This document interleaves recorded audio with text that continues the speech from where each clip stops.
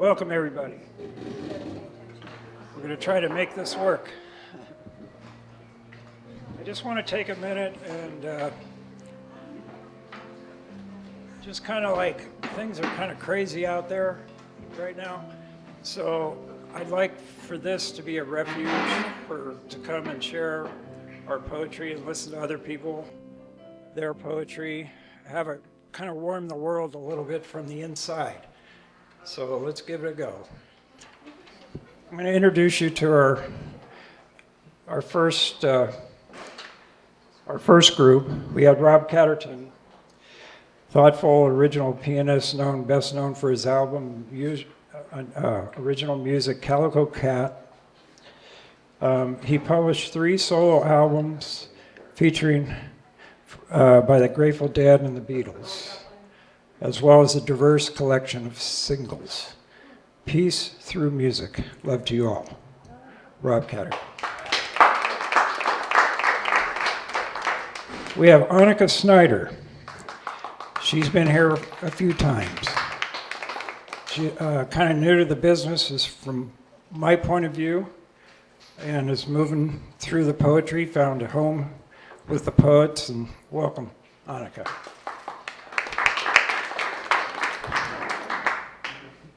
She's been immersed in poetry from childhood, published her first book, Syllable Soccer, in April of this year. Recently was recruited into the California Poets in the Schools program and is being trained to teach poetry to children in Mendocino County. So.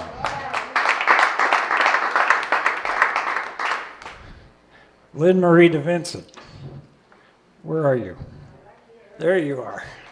I've known Lin Marie for a few years, and it's good that we can get back to more than 20, right? And it's good to be able to get back together and do a show. She's very accomplished and is a poet, writer for film, theater, and radio. Her first full-length poetry collection, Sky Fishing, was published by Running Wolf Press in 2007. Anybody remember Running Wolf? Yeah, okay. So what else we got here? Quite a resume. She's also a community activist, co-producer of the Sonoma Monthly Open Mic Cafe, the Center of the Universe, Sonoma Cultural Fine Arts Commissioner, awarded Sonoma Poet as community leader. At age 60, she earned a MA in Humanities and from Dominican. Currently completing her first novel, Everybody Dreams, Everybody Lies. In addition, she is also known as the Valley Poet on the Beat, delivering a weekly segment on all things poetic for community radio, KSVY 91.3 FM.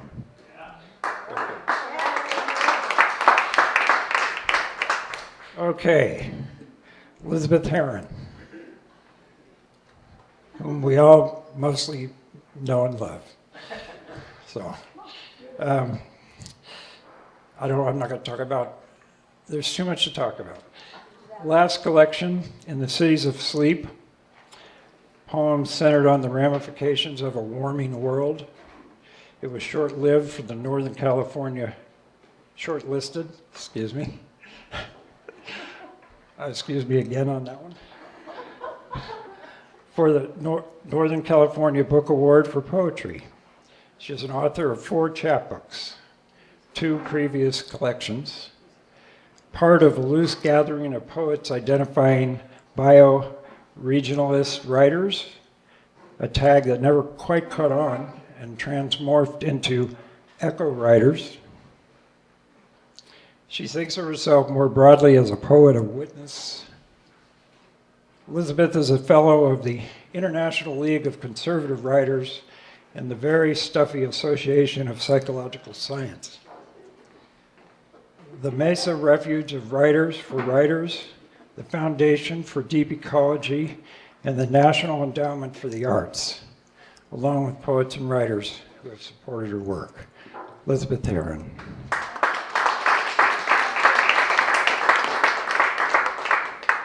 Next, I'd like to bring in a longtime friend of mine. We worked for 25 years together, Fergus Lenehan. He was born in 1972 and raised in Tullamore, Ireland. Fergus made the Bay Area his home in 1997. A lifelong bass player, he has gigged extensively both back home and throughout the Bay Area. He also performs with Bread and Roses Presents, bringing live music to marginalized communities across the region, including a memorial performance at San Quentin. In his day-to-day work, he leads post-construction efforts for a large commercial contractor. He is married to Heather and is a proud father of Alec, and Maggie, who inspire and ground him every day. Fergus Lenehan. Okay, here we go.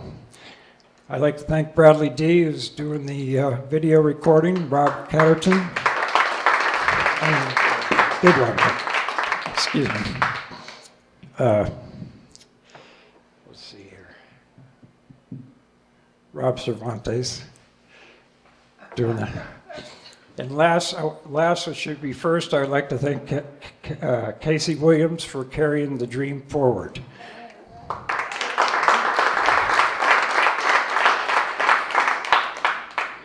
So, let's hear from Anika Snyder.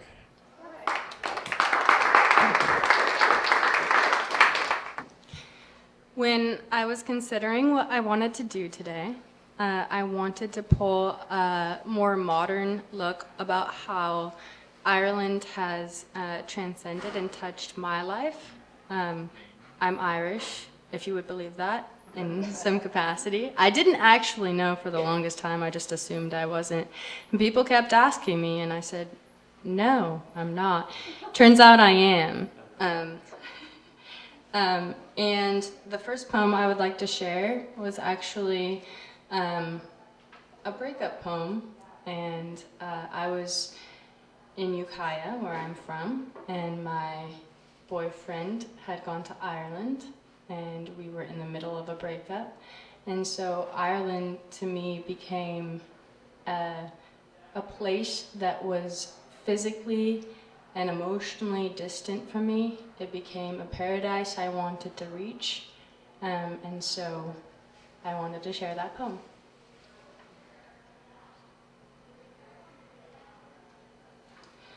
It's called On Fragile Ground. I am at my parents' house, Ukiah, California. He is at the Grafton Hotel, Dublin, Ireland. We are on a break, or broken up, or in the midst of getting back together. I am shattered, sheltered, somber, salacious, salivating for change and clambering against it. I have made an egg with sautéed tomatoes for lunch and chewed on a bit of pumpkin bread. He has become some somnambulist prodigy, imbibing decadently on jet lag and lager, maybe a bit of something stronger for prosperity. The last time we talked, he stood fringed by my doorframe, frozen in my laser beam gaze, wet tears like fear we forgot to take a head count on. He does not love me, does not love me, does not love me, no. He cannot be a part of this for longer than he has. My destructive path, a lightning flash to illuminate the crescendo of my greed. The more of needing him to need me in quite the same way. How does my ignorance stay behind him on the porch, just outside my line of sight, without being trained? Is the jaw so fragile that it disassembles the longest sentences to syllables just so they can squeeze on through? The short staccato of a no, his answer to my pleading, an echo of the bleeding I know will ensue. So much pain in the undoing of something you have built from frayed canvas and stained hands, but no one is culpable. This is just how it is. Do not blame yourself. Oh, San Andreas, let me in. Show me your ways. I am afraid I am like you, and this is all my fault.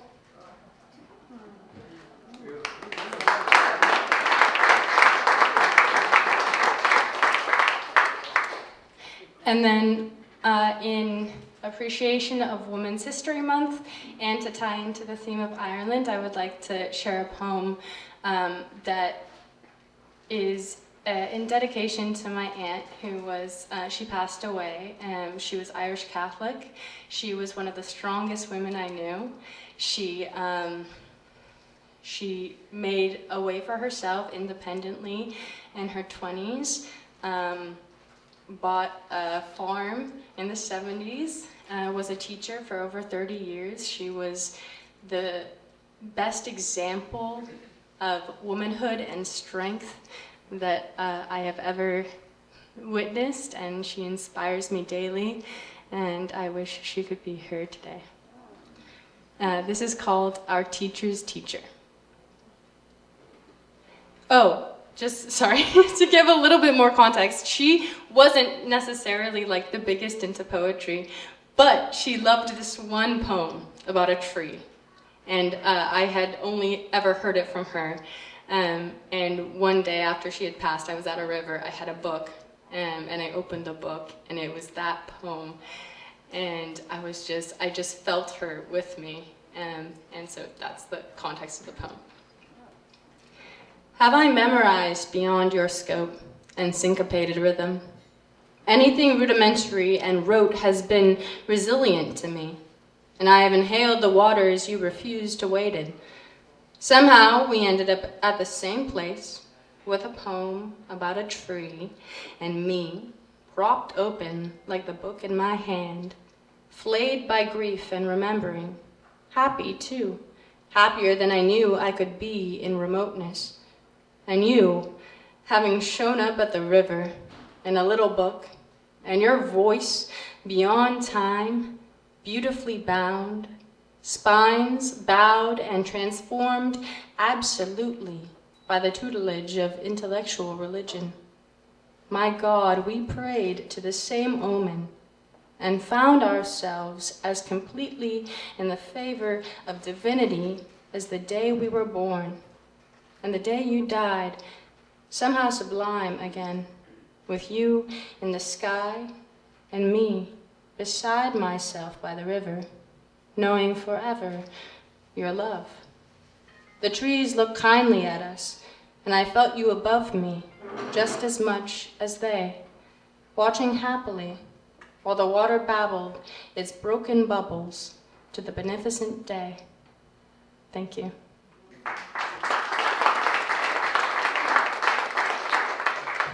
Hello, everyone. I think we have the luck of the Irish tonight. What do you think? Oh, yeah. Thank you so much, Timothy and Sarah and Casey, for creating this sanctuary gathering place for us to come and listen to each other.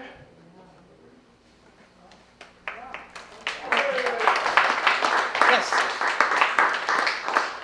So I am Lin Marie deVincent, and I hail from the east side of the county in the city of Sonoma, and that's also known as the Valley of the Moon, where writers like Jack London, Hunter Thompson, Carolyn Kaiser, and now Ada Limon have settled and written. It's also a place that's home to Murphy's Irish Pub, and I think Hugh probably played there in the day. Guessing maybe was first opened in 1993 by Larry and Rose Murphy, and they had Robert Burns nights and Irish plays directed by Kate Kennedy, and of course Guinness on tap. And their t-shirts said, welcome to wine country, have a Guinness. They're both up in heaven, singing Auld Lang Syne probably, and the city of Sonoma recently named a little bridge after Larry. And I went to this ceremony because I wanted to remember those sweet folks. And their family home is right there, right off of where the bridge is. And I went up on the porch, and there's a door knocker. And it's one of those brass moldings of the two Irish hands clasping. You've seen that in rings, and it's really beautiful. And under it, an engraving in Gaelic, Sad Male Falte, a Gaelic phrase meaning 100,000 welcomes. Isn't that something? 100,000 welcomes, not 100, not 1,000, 100,000. And I thought, okay, that is one Irish thing, a generous greeting. Yeah, so I think Irish things often have to do with telling stories, and here's one about a lovely Irish-American lass, a Celtic adventurer who passed last year suddenly and too young, and that would be Maureen Mo Hurley, who many of you know. She was a prolific and multi-talented visual artist, poet, educator, and a champion of poetry in all its forms. Here is one of her poems.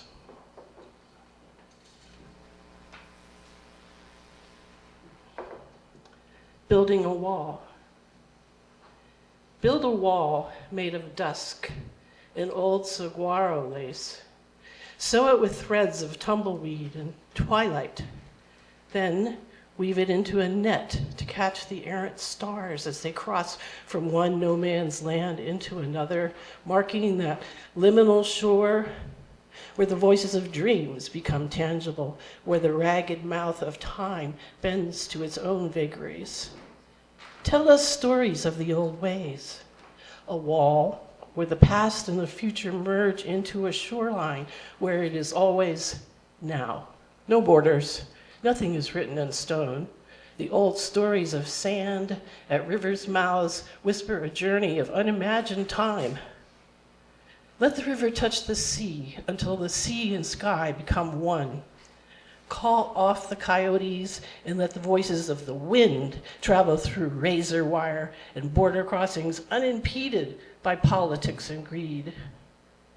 We are all immigrants traveling to one promised land or another. Make it not a wailing wall.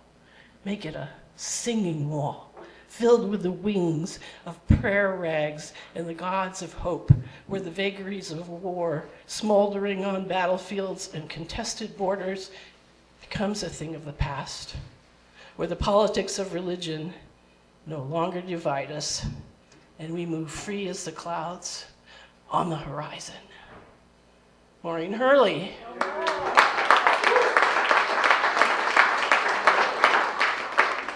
And another Irish thing, it just so happens that the reason I'm a poet is because of Maureen Hurley. I met her back in 1979 at a reading at Sonoma State University by Robert Bly. I had never seen a poet cavort like he did. And afterwards, Maureen came over. I think she noticed something about me, maybe the excitement in my face, and she asked me, "Are you writing poetry?" And I was like, no, I have nothing to write about. Back then I was a silent young woman, but she held my gaze. Nothing to write about? Well, that's what you could write about. Well, 20 years later, a little stubborn, my first poems were published in this book, which some of you are probably in also. It's called Westward, and it's a publication of the Literary Arts Council of the Sebastopol Center for the Arts. I actually have 3 poems in here, but the one I want to read to you comes from the section Words from the Heart. And so this section was poems juried by the public, and I was awarded adult best of show. So there. A dream message. That which you do unto the smallest of me, the smallest of my creatures, you do unto me.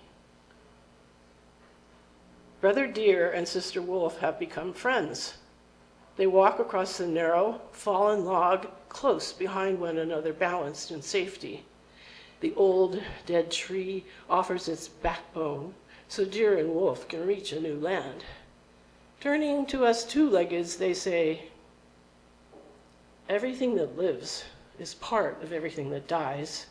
Your ancestors, grandparents, parents, brothers, sisters, children, friends, all who have lost their human form are now alive in this morning's sunrise, in the new sprout pushing up from the brown earth, in the raindrops falling on your face.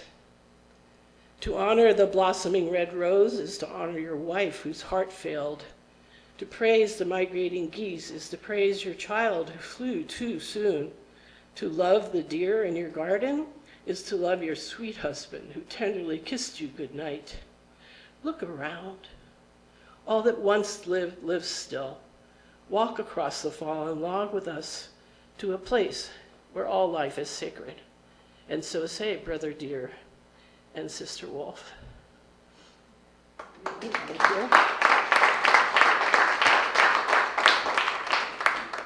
Now, seeing as how we're conjuring Irish tales, I can't forget one woman from history. Well, some say she was a myth or a goddess before she ended up a Catholic saint, and that would be Bridget. Now, 2,000 years we've had St. Patrick as the undisputed uncrowned King of Ireland, parades and celebrations worldwide. But did you know, back in 2023, the Irish government moved to change all that with St. Brigid's Day, the first Monday in February, and it is a national holiday. Yay! Now, it's good news. Now, some of you may know that the 1st of February is also known as Imbolc, which is a traditional time to celebrate in the Celtic old religion, and as the first day of spring. And before she was a saint, the Celtic Bridget was regarded as a triple goddess: healing, smithcraft, and poetry, of course. Now, we hear all about W.B. Yeats, and he had a writer friend, Lady Augusta Gregory, and she described Bridget in her book from 1905, Gods and Fighting Men, as, quote, a woman of poetry, and poets worshipped her for her sway was very great and very noble. And this I found interesting. Lady Gregory also said, Bridget, as a smithcraft person, was the first who made the whistle for calling to one another through the night.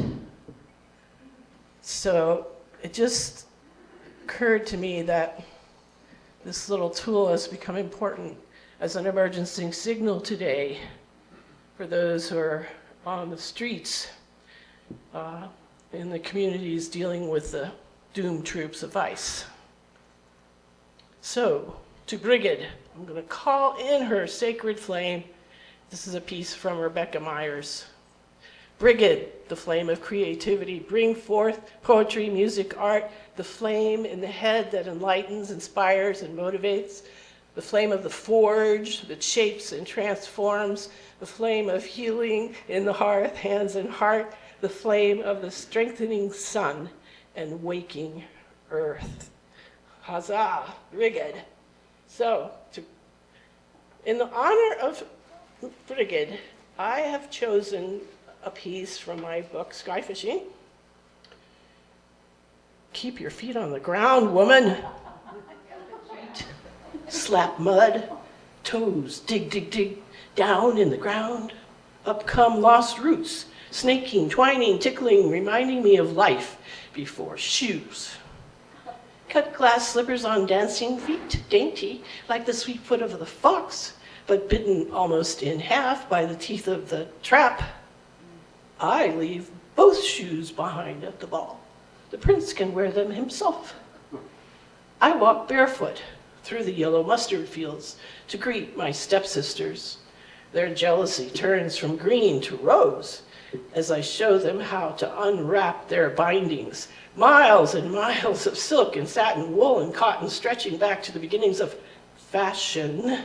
Bindings that suffocated Chinese women's feet. Bigger was not better for their place in society. If only some Texan had settled among the tribes of China and said, "Whoa, now, I like big feet." But still we bind ourselves, shoes with heels higher than our level of self-worth. Do you see any men wearing shoes they can't run in, kick in, stop in? Miles and miles of binding, unwinding our weaknesses. But cha-cha-cha, Ginger Rogers in flat shoes? Please be serious, darling. The bindings of yesterday were admired by the emperor, king, husband, father. The bindings of today are wrapped by our own hands. Keep your feet on the ground, woman, like a deep-rooted oak. Keep your little feet on the ground, girl, like a young, slender plum. Keep your fat feet on the ground, woman, like two nesting pigeons. Keep your skinny feet on the ground, girl, like a sandhill crane contemplating a fish dinner. Thank you very much.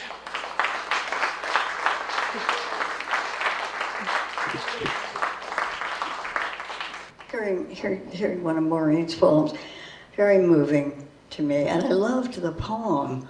I really loved the poem. So can this go down slightly so it's not quite, although there's nobody sitting here, so. Push up. Just look down. With my great strength? Oh, voila. That's good. Yeah, thank you. Thanks very much. Okay, well, let me think a minute. I have to gather my wits, such as they are. I'm really glad to be here. I'm very grateful to Timothy and Casey. It's a wonderful thing to have this space, and obviously it's working out because look at all of us here.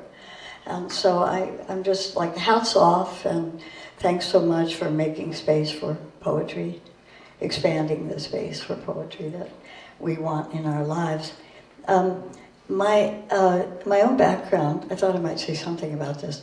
Years ago I did a tour of the Inland West that was sponsored by the Foundation for Deep Ecology, and my idea was to sort of follow the troubadour model of up a little, maybe not. Not sure how that works. That's okay. I'll be all right. So I was tasked with traveling through the West, up the coast, and then inland, and then back down again and home. And my job was to share fish stories and gather fish stories. And that grew out of some work I had started doing in the 90s with, after there was it was a little earlier, there was a huge fire out in Cazadero, and I was living in a little cabin out there at the time, and Jack remembers that cabin, and the cabin nearly burned, and so I went through the experience of fighting a fire close, right up close and personal, and after that, I got involved in restoration with tree planting, and then because all the trees had burned. And that's more. There's more on that story, but another time. Anyway, so I got involved planting trees, and that, of course, led to watershed work. And I got then involved with Jim Dodge and some other folks out there that were talking about bioregionalism as a point of view for living our lives and doing our work, including our writing. And bioregionalism is the term that Timothy said I had attached to early on, but people didn't know quite what it was. It had to do with basins, watersheds, and the traditional way that indigenous people lived within their watersheds and never argued with each other about what was sacred, because that rock is over on in your valley, and over here we have this great tree. So I'm certainly not going to argue with you about the gods that live in that rock. And I know you're not going to argue with me about the goddess that lives in the tree. So people lived in greater harmony. And we liked that idea. And we thought maybe if we all tried to live in our watersheds, there'd be a little less violence, a little more harmony, and more fun. And then I kind of got that together in my mind with Malcolm Margolin's work on, and he wrote The Ohlone Way, you know, and in which he said that the task of human beings was to sing the songs and dance the dances and pray the prayers that kept the world in balance. And so obviously we need to do a lot more of all that. I'm glad we're here doing it. And I just feel like that's an extension for me of my own tradition as an Irish American, without a background that's Irish, Scottish, a little English thrown in there, and some Scots-Irish. So the Celtic part of me is connected also to fish, which is where the watershed work led me. Long story. So I started working on watershed restoration and salmon preservation. And so for a while I was really, really focused on the salmon, which are sacred to the Celts, as most of you know that. So I felt like I was living out my heritage in that way. And I did a lot of writing about the watersheds and about fish, and but I'm not prepared to share too much of that. I have one piece, this is a very long chant that I wrote as part of the work of bringing the salmon back, because of course there were songs and there were chants and dances. And so I want to read you just the opening stanza. O spirit of salmon, O great swimmer, O leaper, let us welcome you. Let us welcome you, honored relative, weaver of land to sea. Let us dance for you in the dresses of bead and shell. Swish, whisper, stamp, stamp. Swish, whisper, stamp, stamp. It goes on for a long time in that vein. Here's... I did do this with a wonderful drummer who's passed away a little too early, but we did this piece for the Society for Ecological Restoration annual conference one year when they brought the arts in. It was a wonderful conference. But I'll read you one more little stanza because it's so much fun. So, welcome home, O weaver. We knew your father. Your grandmother knew our grandmother. They were sisters. They shared the same husband. Swish, whisper, stamp, stamp. They shared the same feast. Stamp, stamp. Swish, whisper, one bed. This place.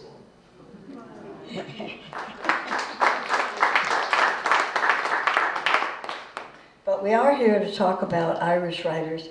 And I do have I know Yeats is beloved by everyone, and this poem is probably known to most of you, but I couldn't help reading it. The Song of the Wandering Angus. How many of you know that beautiful poem? Oh God, it's to die for. I went out to the hazelwood because a fire was in my head, and cut and peeled a hazel wand and hooked a berry to a thread. And when white moths were on the wing and moth-like stars were flickering out, I dropped the berry in a stream and caught a little silver trout. When I had laid it on the floor, I went to blow the fire aflame, but something rustled on the floor and someone called me by my name. It had become a glimmering girl with apple blossoms in her hair who called me by my name and ran and faded in the brightening air. Though I am old and with wandering through hollow lands and hilly lands, I will find out where she has gone, and kiss her lips, and take her hands, and walk among long dappled grass, and pluck till time and times are done, the silver apples of the moon, the golden apples of the sun.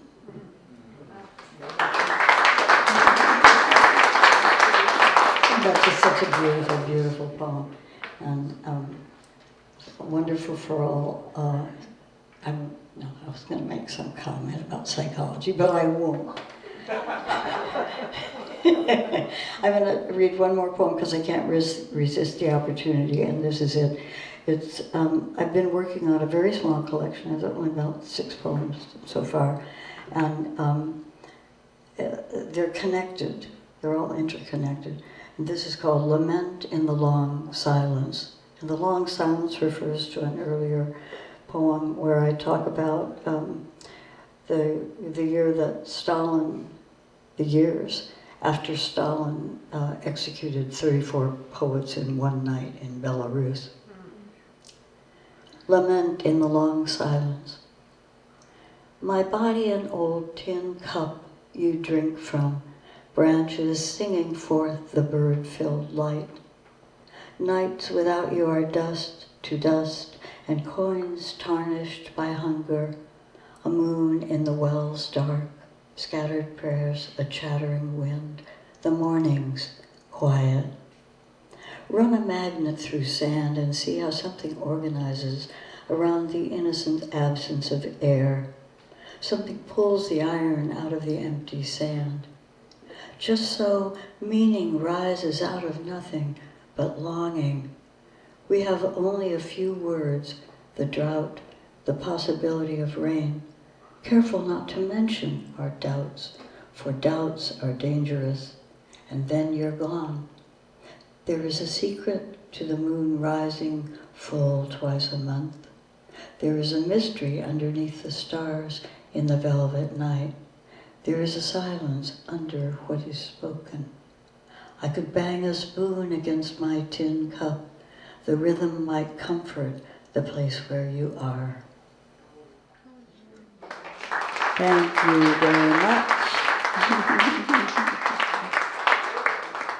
That reference to the moon rising twice in 1 month has to do with the kind of double thing that happens when you live in an autocratic system. Moon rises twice a month. Oh yes, of course it does. Of course it does. Welcome back, ladies and gentlemen. I've got a list, but there's a better word for that.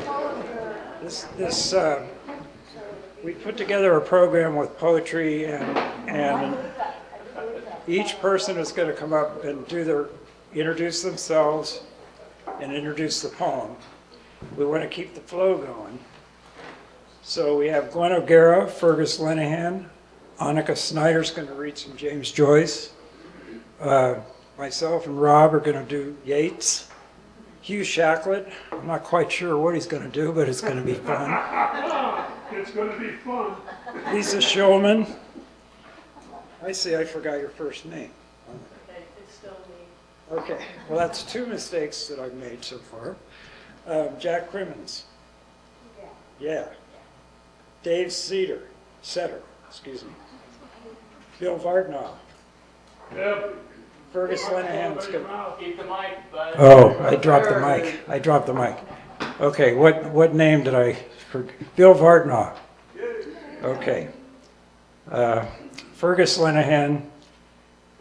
And that's it. And then come on up stage, get a group photos, and just have fun and relax, and don't rush your thing, and keep your nerves under control.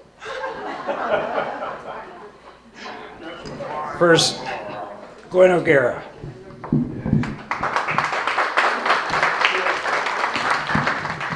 Again, thank you, Casey and Tim and Brad and Michael, everybody make this, Sarah. Oh yeah, it's a great place for the introverts to gather. This poem started in Ireland in the late 70s. I had been to the Yeats School in Sligo, Ireland, where my people are from, and Yeats is from. And of course, Yeats was Protestant and lived in a big house on the hill, and my people were Catholic. And when I was there in the late 70s, I met a woman an O'Gara, who worked in the Woolworths, and there was an O'Gara mechanic, and it's a great place. And so the Yeats School took place that year in the City Hall, downtown Sligo. And because of Timothy Williams, recently I read a wonderful novel by Neil Williams called This Is Happiness. And I learned so much about being Irish and unspoken questions. And I also learned that Ireland was not fully electrified until 1974. And so for the Yeats School, during the Yeats School, the electrical workers went on strike throughout the country. So we had no electricity except backup and candles and lanterns, and it just added to the atmosphere, you know, the visionary haze, shall we say. And I was staying with a family, and Betty, the mother, was concerned because it was so rainy that summer that her children, her 2 young children, might get scurvy. And this was top of mind for her. But one day she went into her garden and she dug up these small potatoes, like beautiful bird's eggs. And she fed them to me with salt and butter, and they were the best potatoes I've ever had. And one last thing from the conference was scholars and aficionados and just fans gather from all over the world. And there was an Arab professor, and he said that when Yeats's work first got to the Arab region, they swore that Yeats was an Arab. They couldn't believe that he was not an Arab. Great. So I rented a 3-speed bike, and I got on it, and I went down the coast and around to Dunleary and Dublin. And I saw a lot of Ireland that still was not electrified. And, you know, they burn peat there.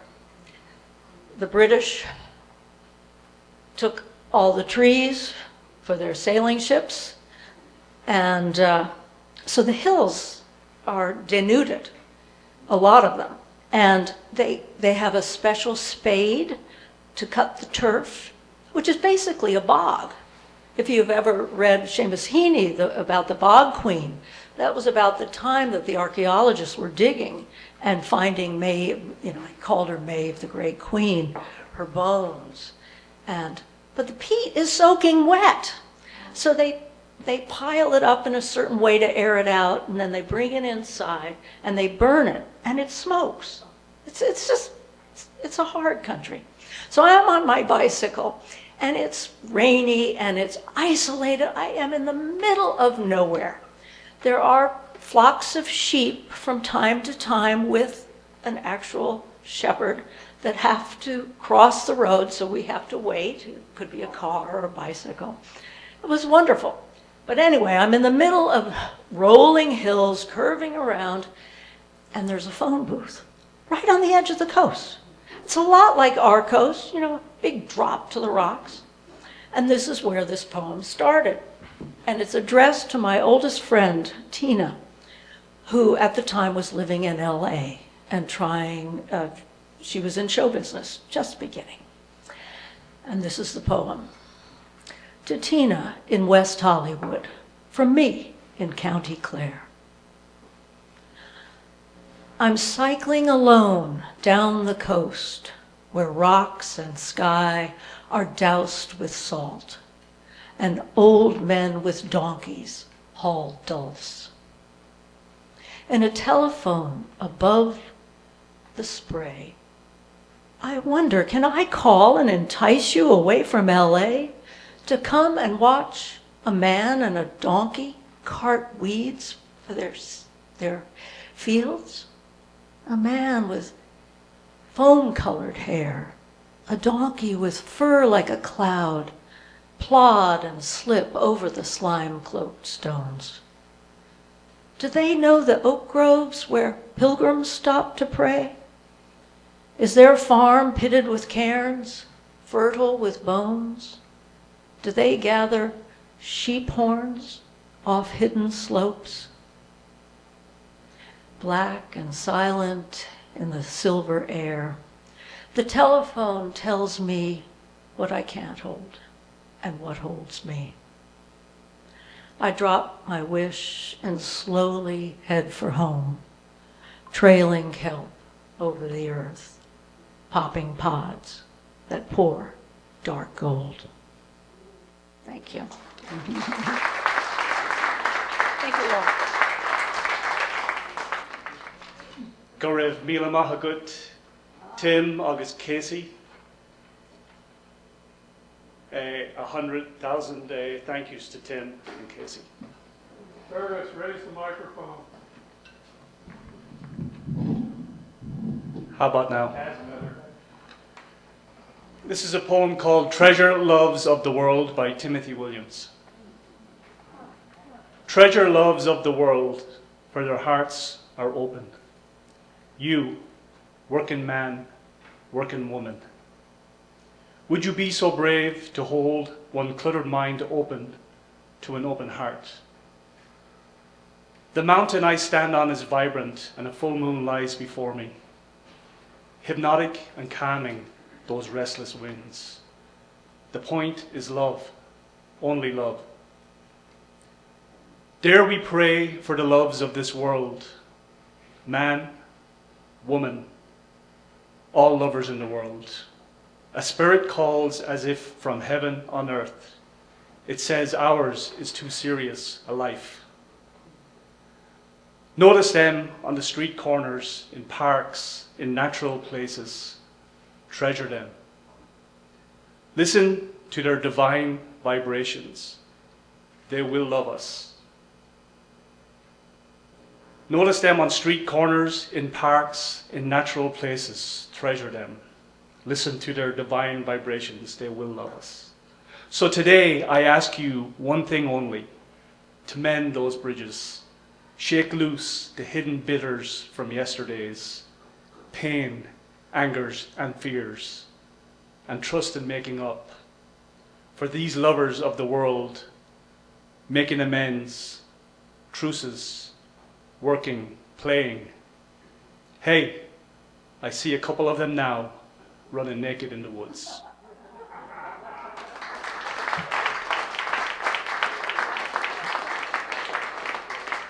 I'm back again.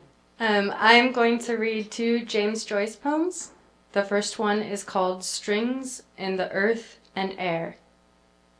Strings in the earth and air make music sweet.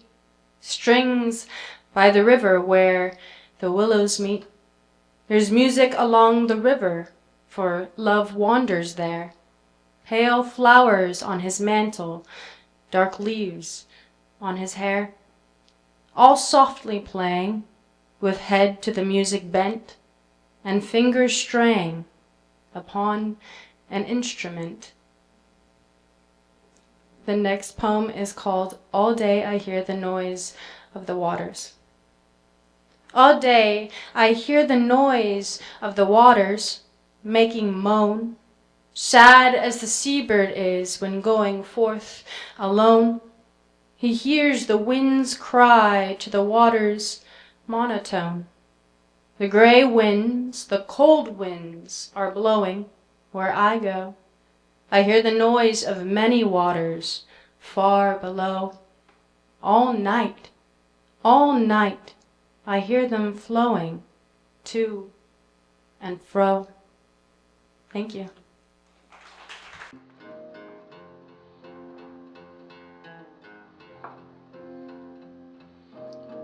I, the poet William Yeats, with old billboards and sea green slates, smithy work from the gourd forge,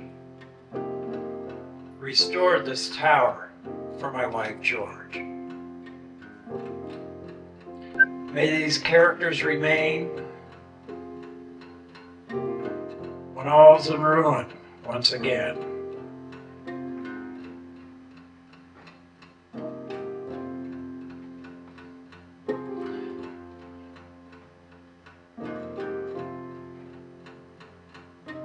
Oh, sweet, everlasting voices, be still. Go to the guards of the heavenly fold and bid them wander, obeying your will. Flame under flame till time be no more. Have you not heard that our hearts are old? That you call in birds and wind on the hill, and shaken boughs and tide on the shore.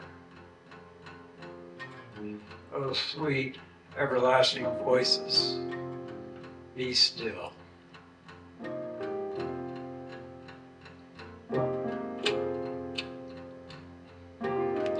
What if I bade you leave the cavern of the mind? There's better exercise in the sunlight and wind. I never bade you go to Moscow or to Rome. Renounce that drudgery. Call the muses home.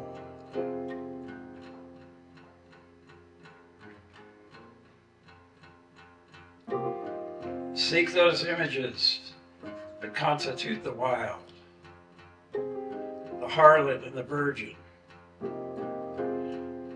the lion and the child. Find in middle air an eagle on the wing. Recognize the five. Make the muses sing.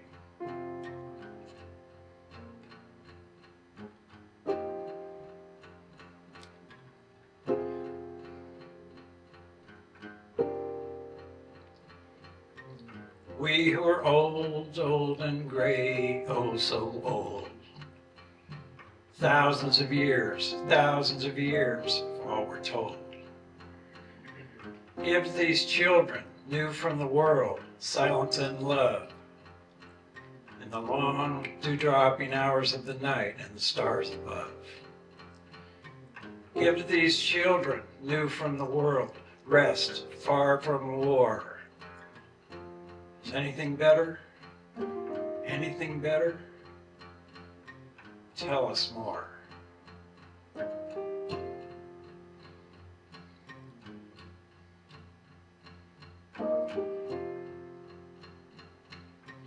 Us who are old, old and gray, oh so old. Thousands of years, is all we're told.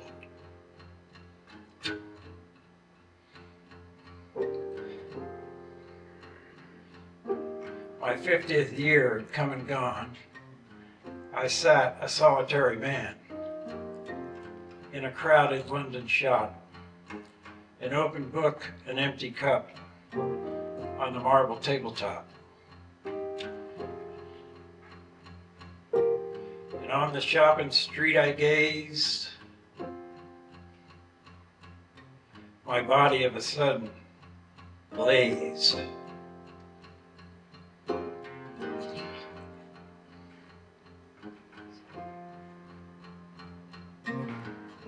For 20 minutes more or less it seemed, I was blessed and could bless.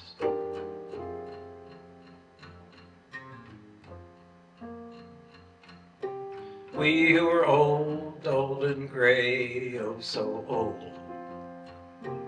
Thousands of years, all we're told.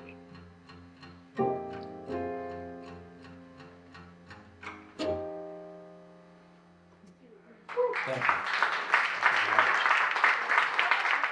you. And he's been my editor and my publisher and my good friend. Intimate friend.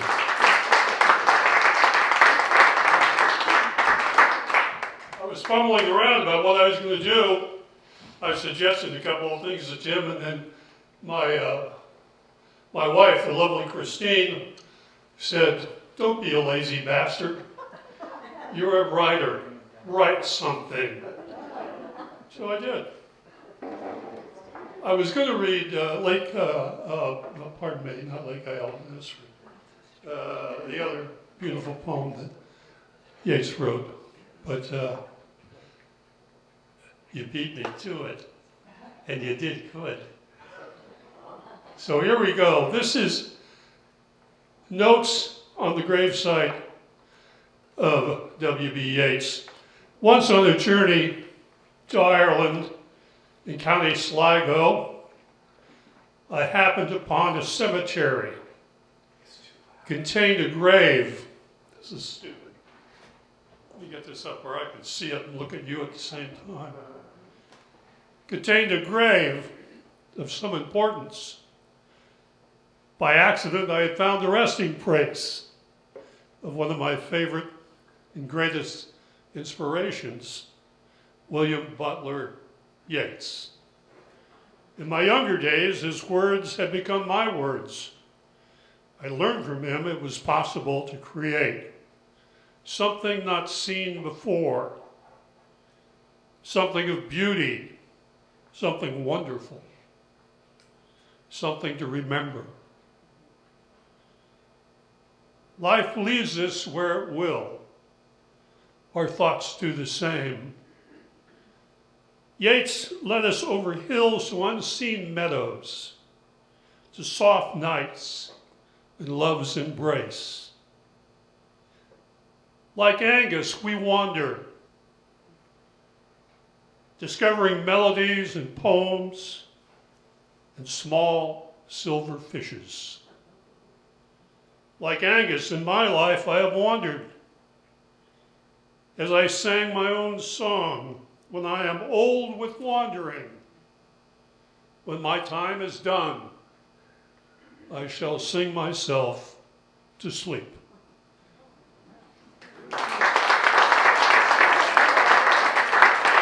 Thank you. Now, in the program, it said I was going to sing a song, and I am.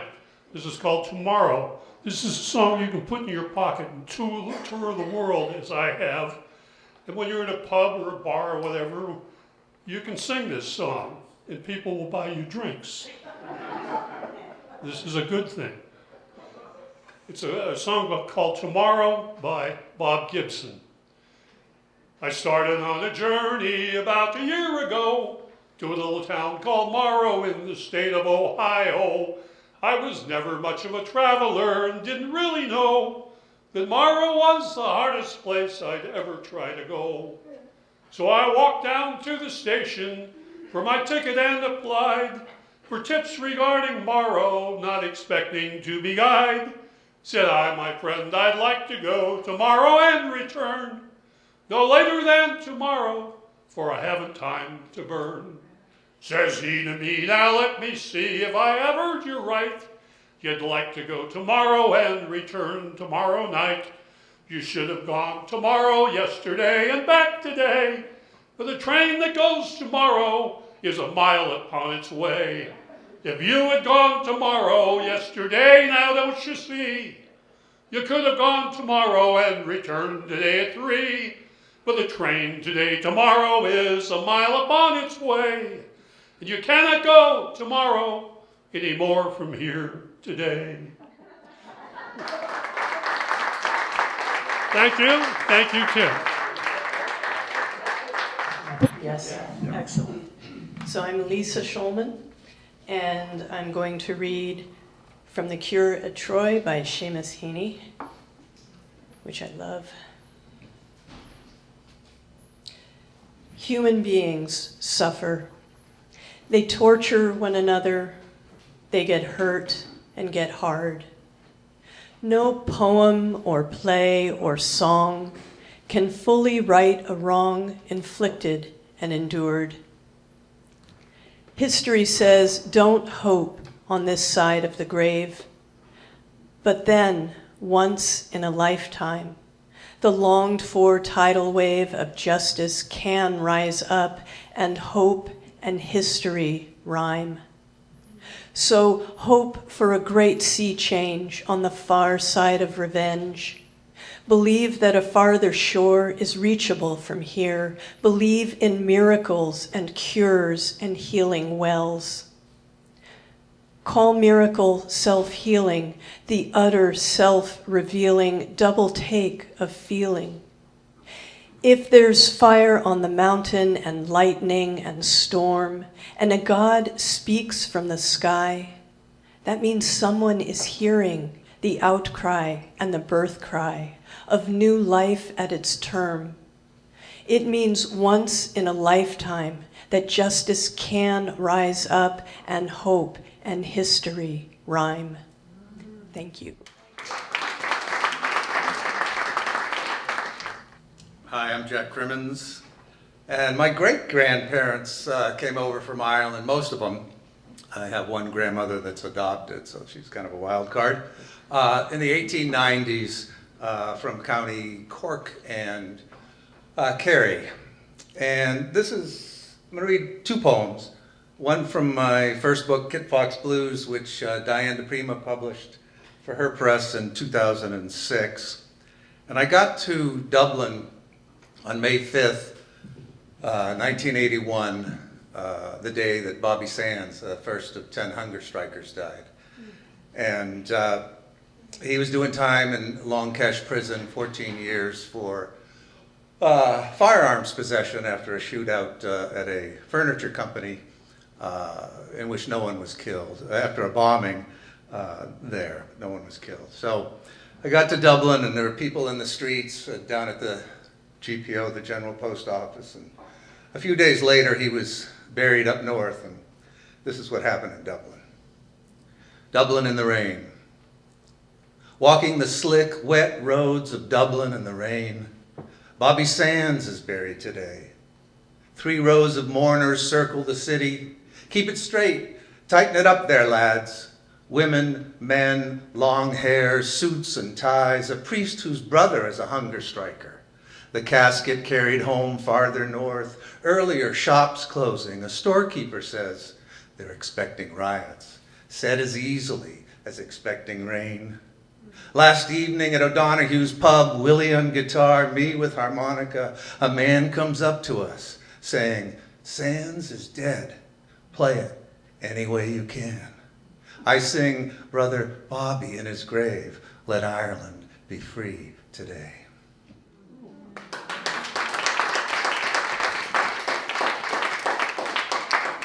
So this is a book of short poems called Wilderness and Time, and it's dedicated to Elizabeth Herron. She and I go back to the late 70s doing readings here. I was gone for a time after that, but at Garbo's in Guerneville and Regal Park, and Maureen Hurley that Lin Marie mentioned earlier took a photo of us back then, and Elizabeth looks just the same, me not so much. So there was a lot of rain that summer. I was there for about a month. This is a very short poem, a little different tone after we get going. Thinking about Ireland in the rain. It was the summer of the hunger strikers. I was riding with the rain on the west coast of Ireland, County Kerry, the Dingle Peninsula. Going to head over to the Blasket Islands, go to where the boat leaves. It's fogged in, no travel today. I return to the house on the harbor, tell Mrs. O'Connor about the boat and the Blasket Islands. She says, aye, 'tis tough luck, but it's better than a bad marriage. Thanks.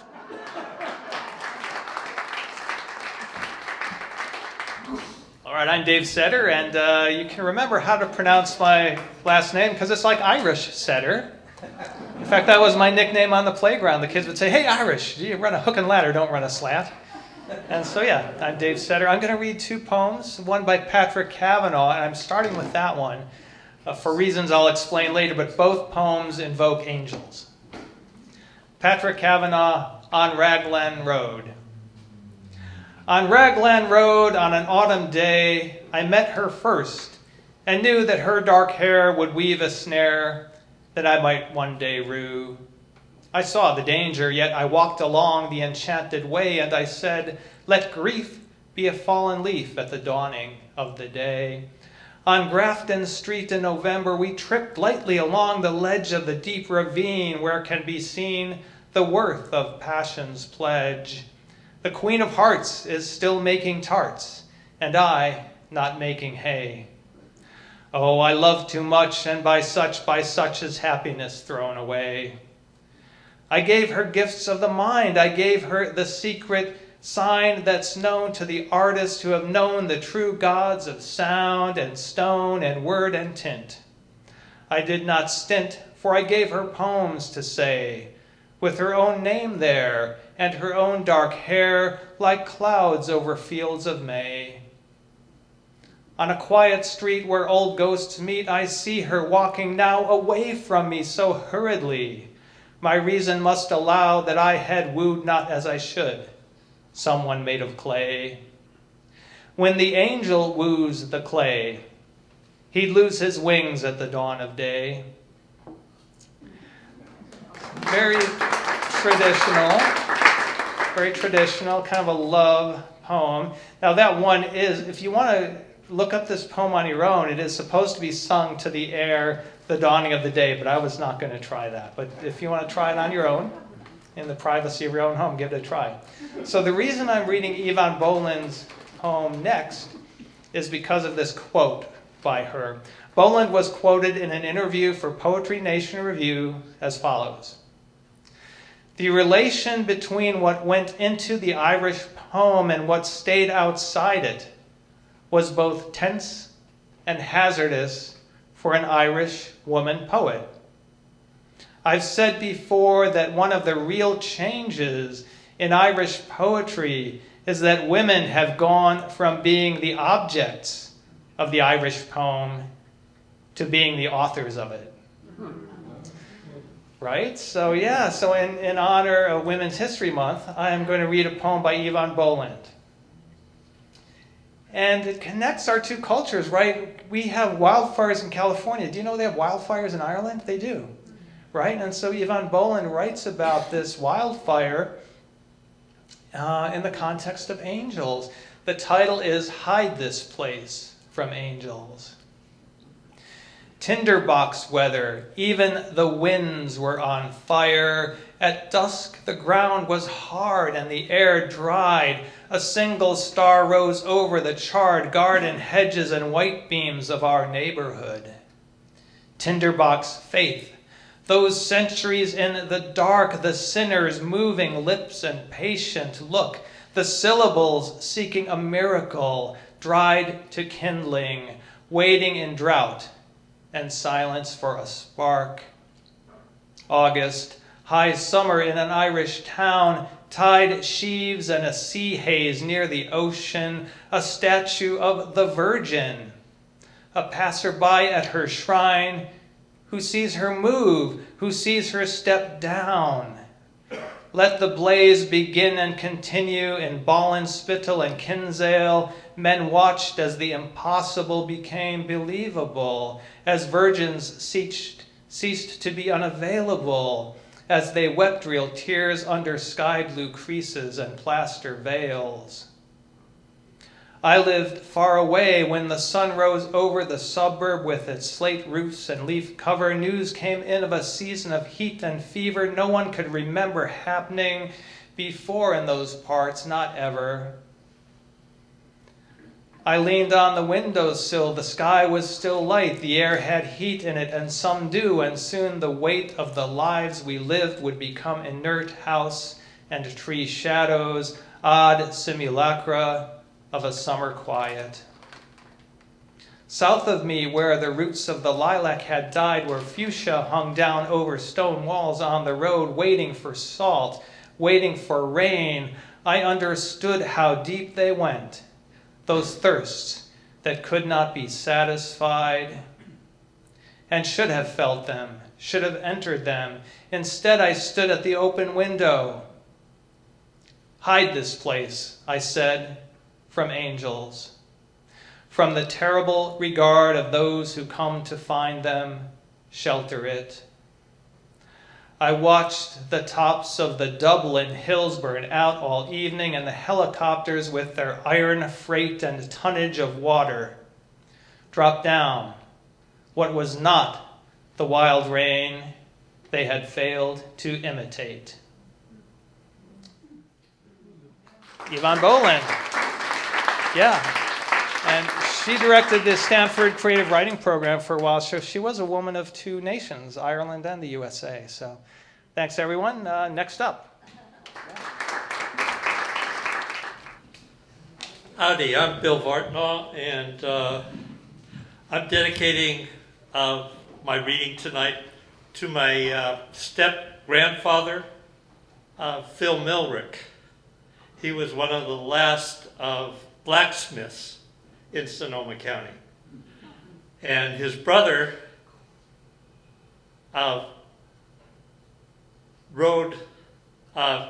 got dressed up and rode horses as in Betty Davis movies. So Everybody needs a hobby.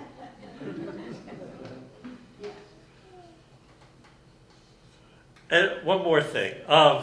One of the reasons I was dedicating it to him is because I would go, when my parents went out, it was a Saturday night, and I would go to their house and stay overnight with my grandparents. So at 8 o'clock, there was a Lawrence Welk show.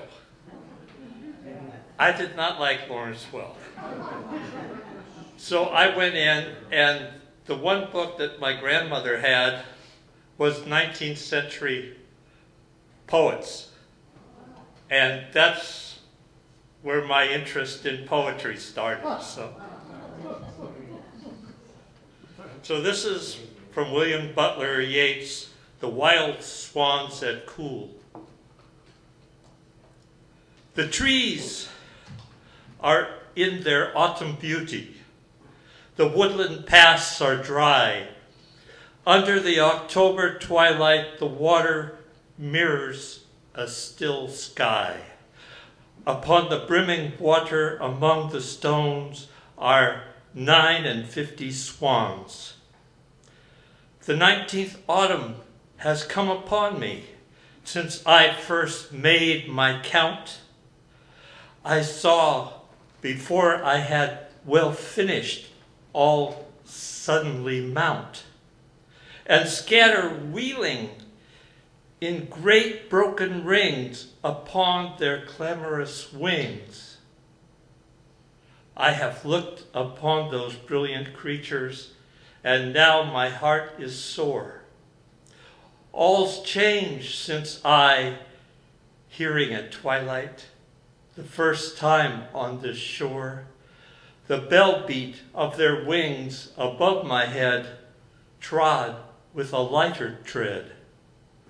Unwearied still, lover by lover, they paddle in the cold, companionable streams, or climb the air.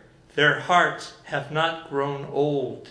Passion or conquest, wander where they will, attend upon them still. But now they drift on the still water, mysterious, beautiful. Among what rushes will they build? By what lake's edge or pool? Delight men's eyes when I awake someday to find they have flown away.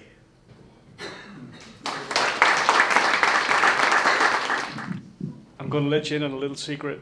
My wife knows this, but after 30 years living out here, I struggle slipping into kind of American accent sometimes. You might not notice it, but if I was in Ireland, I'd be calling it. But anyway, this is a book recommended by Tim called This Is Happiness by Niall Williams. And when I read any of the pages, I haven't read the whole book, but any of the pages that I have read, the American accent is not a problem. It's as Irish can be. So chapter 1, it had stopped raining. Chapter 2. Nobody in Faha could remember when it started. Rain there on the western seaboard was a condition of living. It came straight down and sideways, frontwards, backwards, and any other words God could think of. It came in sweeps, in waves, sometimes in veils. It came dressed as drizzle, as mizzle, as mist, as showers, frequent and widespread, as a wet fog, as a damp day, a drop, a dreeping, an out-and-out downpour. It came the fine day, the bright day, and the day promised dry. It came at any time of the day and night, and in all seasons, regardless of calendar and forecast, until in Faha your clothes were rain, and your skin was rain, and your house was rain with a fireplace. It came off the grey vastness of an Atlantic that threw itself against a land like a lover once spurned, and resolved not to be so again. It came accompanied by seagulls and the smell of salt and seaweed. It came with cold air and curtained light. It came like a judgment, or in benign version, like a blessing God had forgotten he had left on. It came for a handkerchief of blue sky, came on westerlies, sometimes, why not, on easterlies. It came in the clouds that broke their backs on the mountain in Kerry and fell into Clare, making mud the ground and blind the air. It came disguised as hail, as sleet, but never as snow. It came softly sometimes, tenderly sometimes. Its spears turned to kisses in rain that pretended it was not rain, that had come down to be closer to the field whose green it loved and fostered until it drowned them. All of which to attest one truth: in Faha it rained, but now it had stopped.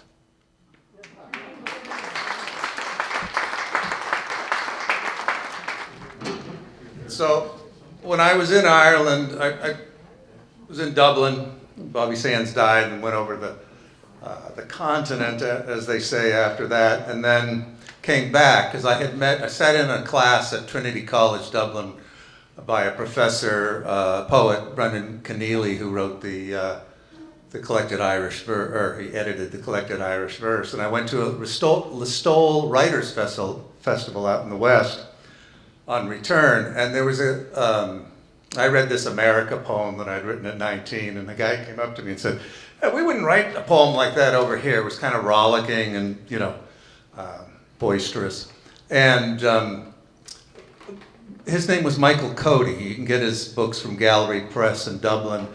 And this is a poem from his book, Oven Lane, and it's C-O-A-D-Y. And he read that poem at this poem at the festival, and it stuck with me forever, and that's a cool thing. And it's called Solo. The last movement must be avant-garde, unscored and unaccompanied by lover, friend, or mother. Since finally you'll have to make it solo, and by ear, now's the time. With the dance still on and the band swinging, now's the time to stand up and blow, ad lib with all the wrong notes you dare. Michael Cody.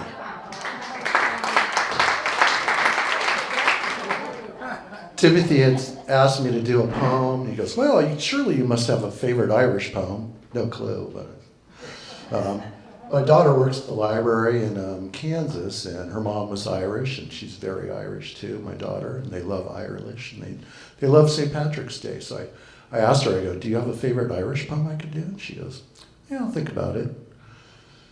And you might know this one because it's, I guess, pretty popular.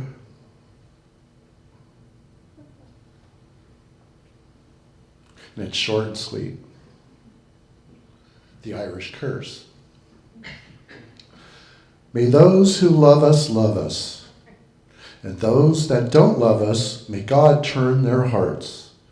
And if he doesn't turn their hearts, may he turn their heels, so we'll know them by their limping.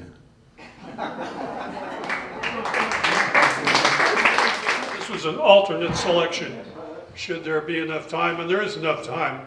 This is another one of Yeats's poems called The Lake Isle of Innisfree.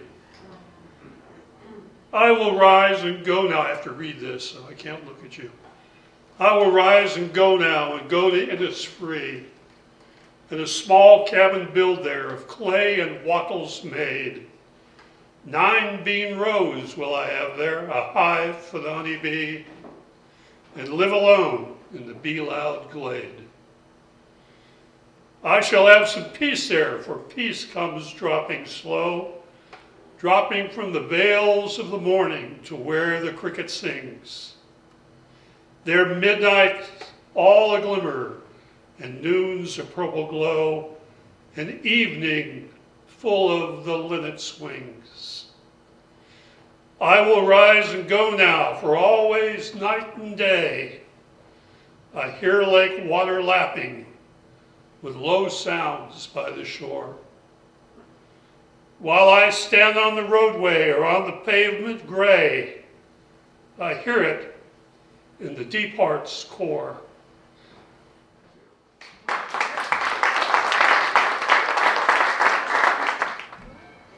This is a Seamus Heaney poem. I'm sure the poets among us know it. When all the others were away at Mass. When all the others were away at Mass, I was all hers as we peeled potatoes. They broke the silence, let fall one by one, like solder weeping off a soldering iron. Cold comforts set between us, things to share, gleaming in a bucket of clean water. And again, let fall little pleasant splashes from each other's work would bring us to our senses.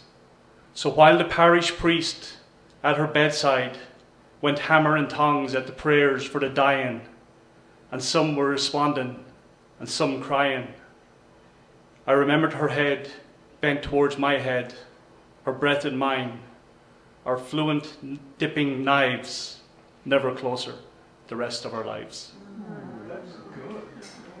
I believe that was voted the best Irish poem ever back in 2010 or something like that. So, yeah. All right. I just want to thank everybody so much. I mean, bottom of my heart. Growing up, we went to San Francisco and visited the Irish relatives there, and there was Aunt Irene that broke into tears at every gathering. You know, just no matter what the conversation was, just boom, you know. So, anyway, thank you so much for everybody, for the spontaneity, for the jumping in on subject matter, for your enthusiasm, the work that you put in before you got here. I just love you all, and thank you so much.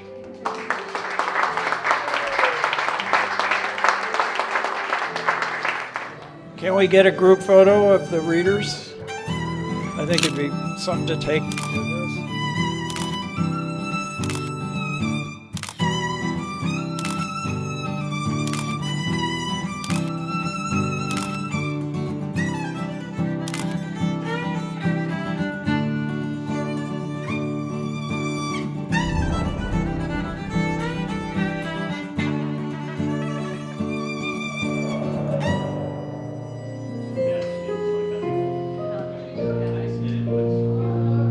I